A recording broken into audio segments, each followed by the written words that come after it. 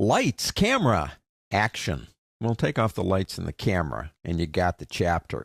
We're going to be talking about actions in this chapter. I absolutely love actions because they do really two things. Number one, they save you time. Now, we can take 10 minutes to make an action, and think of an action as a series of instructions or steps performed by Photoshop by us once, and then applied to other images as many as we want, as many times as we want. I can take 10 or 15 minutes to meticulously work an action to make something go, and then I can apply it again to another image, and it might take only 10 seconds.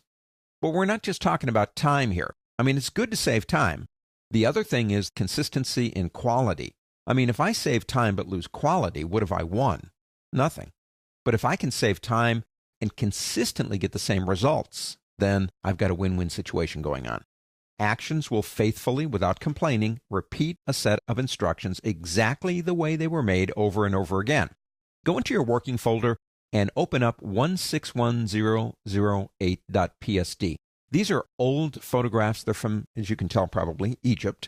And I've got thousands of these things, literally. They were slides. They were taken, I hate to admit it, about 30 years ago. And they've all been digitized. Now, they all have the same basic problem. There are different problems with other ones, but we have a basic problem going on with the color. Now, this chapter is about actions, not about color correction. I am going to color correct this image, but I'm just going to do it. We are going to talk about things like curves and levels, but not in this chapter. But let's talk about fixing this image in a way that we can use it to fix other images. Now, number one, I need my actions. If you don't see them over here, you can go up to the word window on the pull-down menu and go down to actions right here. Now there they are, or at least there are mine. You will see, if you've never been here before, default actions. And if you open it up, you've got vignettes and wood frame and cast shadow and all kinds of things that the good people at Adobe made for us. We want to make our own actions. Now I've got my own that I work with. Let's create a whole new set to put our personal actions in. And we start by clicking this button right here. Now let's call the set Egypt. Click OK. Let me go ahead and bring this down a little bit more. Now to make an action, we have to perform the steps that we think are necessary to make it work, and we have to do them as fast or as slow as we want. I mean, the action doesn't record the time we spend doing it, it just records what we did. So if we want to start an action, we click this button right here. We'll call this one color correction 1, because you might have more than one. Now we are going to put it in the Egypt set. You could put it anywhere you want, and you can move it later if you want to. It's no big deal.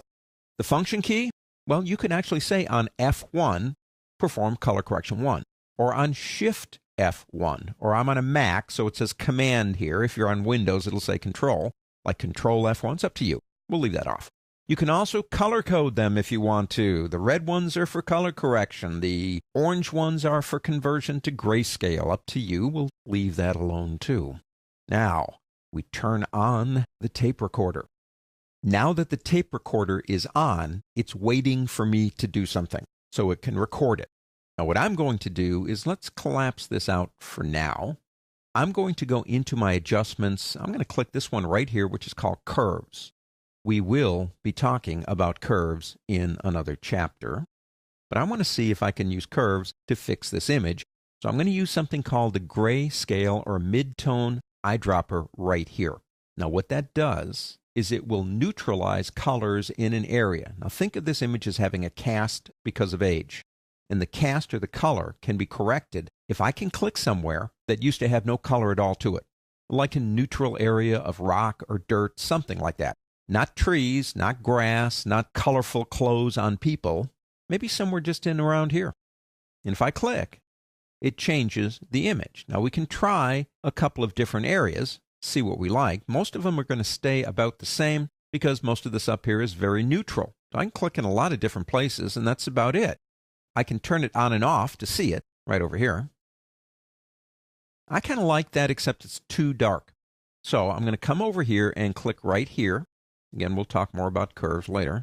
And I'm going to use my up arrow key, and I'm going to lighten that bad boy up. I like it. Now we can check it out again over here.